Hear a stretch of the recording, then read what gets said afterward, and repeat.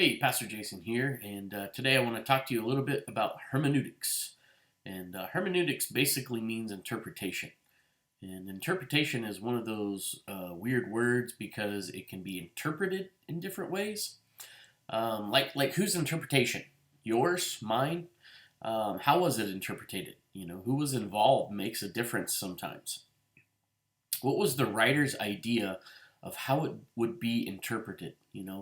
I like the example of Christmas. If I write a letter to my wife and I say, hey, Christmas is coming, she might get really worried, and start rushing around and trying to, prepare for Christmas. But, if my son reads that letter, he's going to get really excited about it and start his Christmas list and ask for, God knows what.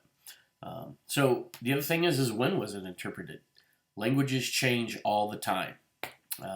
It was cool in the 80s to say rad, and it's not so cool anymore. So all these questions help us get to the truth, and I believe that is what we are truly after when we use hermeneutics. So when we look at a passage of scripture, in the Old Testament, and we see it is written in Hebrew, that right there tells us something about how we should interpret it. Also, when was it written? If we discover that Moses wrote it, then we know it's pretty old and was originally written in Mosaic Hebrew, which is hieroglyphics. That's pretty cool. And yes, the Ten Commandments were originally in hieroglyphic, whatever, you know what I mean. It's pretty awesome. We like to use a lot of Paul's writings, and we should. He was a brilliant man who clearly loved Jesus with all of his heart. But Paul wasn't always Paul. He was a Pharisee known as Saul, and taking some time to understand this tells us that he was highly educated and would oftentimes debate other scholars of his time. So we see Paul use language that oftentimes pushes the reader's understanding, and it's not necessarily the words, but the way he thinks and puts things together.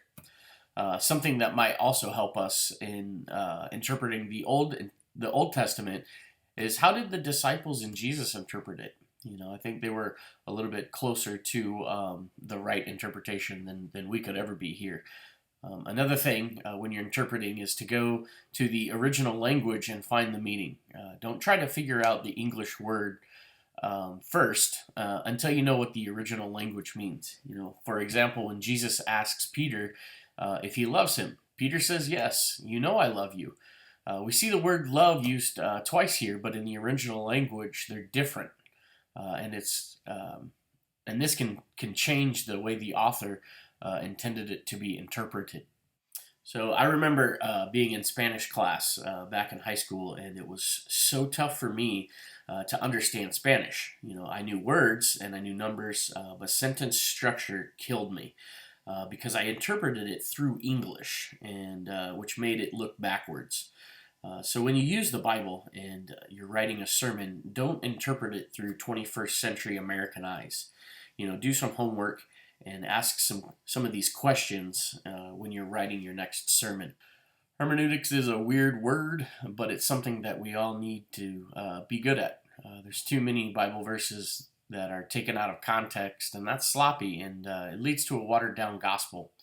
If God is truth and we are called to preach the truth, then we need to be diligent and not take the lazy way out. I appreciate all those scholars who have gone before me and to help me understand the Bible and the way God intended it. Thanks for hanging out with me. I'm Pastor Jason, and I look forward to talking to you next time.